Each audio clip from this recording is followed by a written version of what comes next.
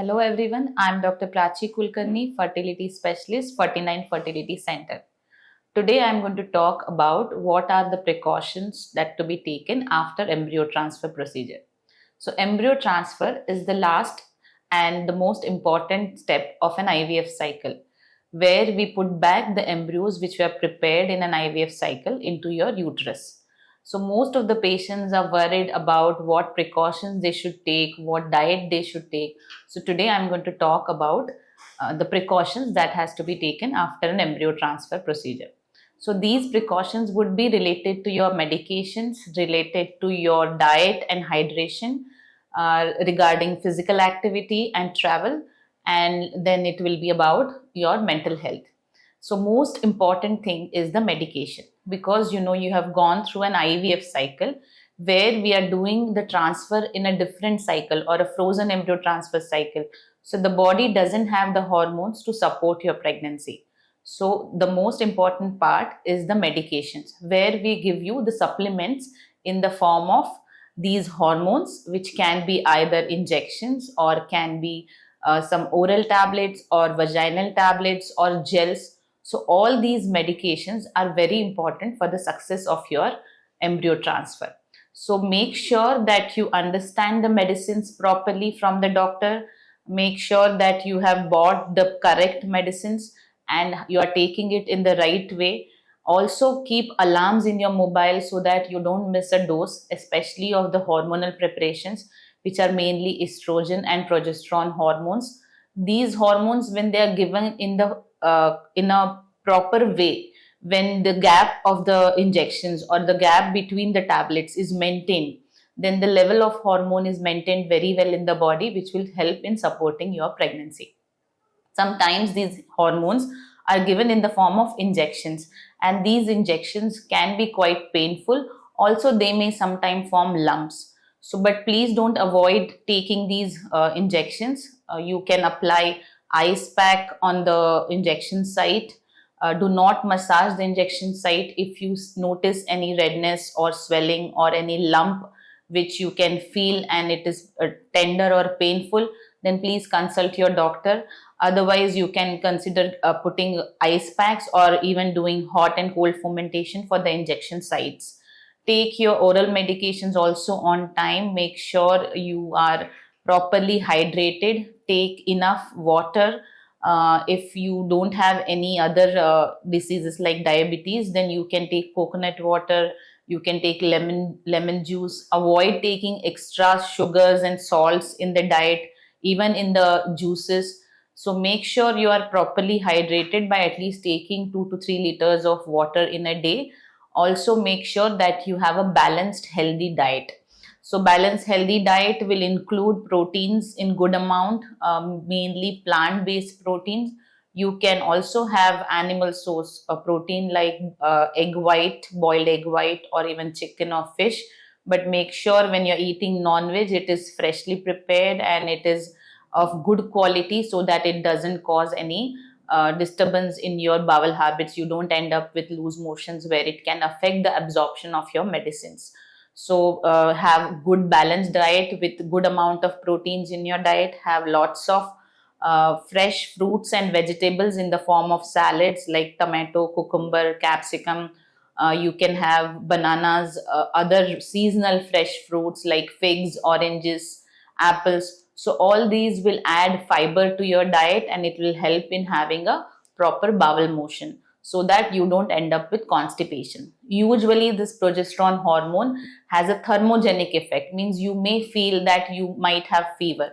So that is a normal sensation which every woman who's taking a progesterone will feel. So in case you feel that way, you please check your temperature on the thermometer. If it is staying less than 100, then it might be related to your hormonal injection.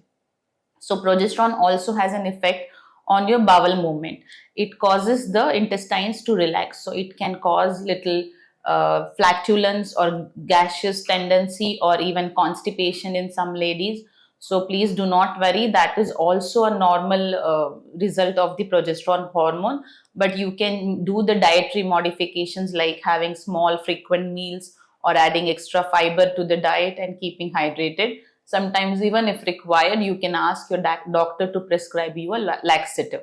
So, diet should be proteins, vitamins, and fibers so that you have a regular bowel motion. You may not feel too much of the gaseous distension. So, this is about the diet. What else in diet?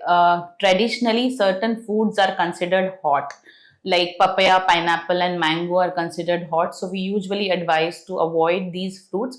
Not that you cannot have it at all, but have it in small quantity, and there should not be any problem. But in large quantity, do not consume these fruits. Also, to avoid shellfish and crabs, prawns, and mackerel.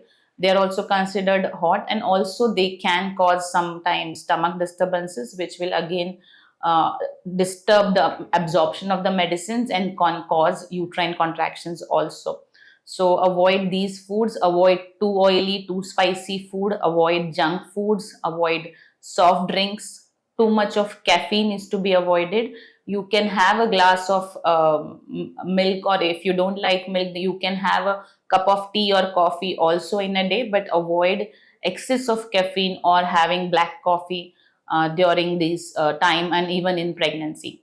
So these foods are to be avoided. Include seasonal fruits, vegetables in your diet. Include high fiber grains like oats or whole grain products in your diet. Include millets in your diet. All this will help in having a normal bowel motion, and it is also a nutritionally good quality diet. So these changes are in the diet. Then now coming to the physical activity. Usually we advise to continue your daily routine so that your uterus receives a good blood flow, and it will help in implantation of the embryo. We never advise to have a complete bed rest or to be in the bed for longer time after embryo transfer, because studies have shown that the women who have taken bed rest after embryo transfer has negatively affected their success rate. So for success rate, it's good to have you continue your physical routine, which may be a daily walk of half an hour or something, but you should avoid strenuous physical activity, or you should avoid any extra physical activity which you were not doing before. Going to the offices, having a short distance journey is allowed. Make sure that you don't get jerks while you are traveling. So we advise to avoid journeys on two wheelers, or long distance journeys, or journeys on the bumpy roads. Usually we also advise not to have intercourse till your beta hCG test, just to prevent infections.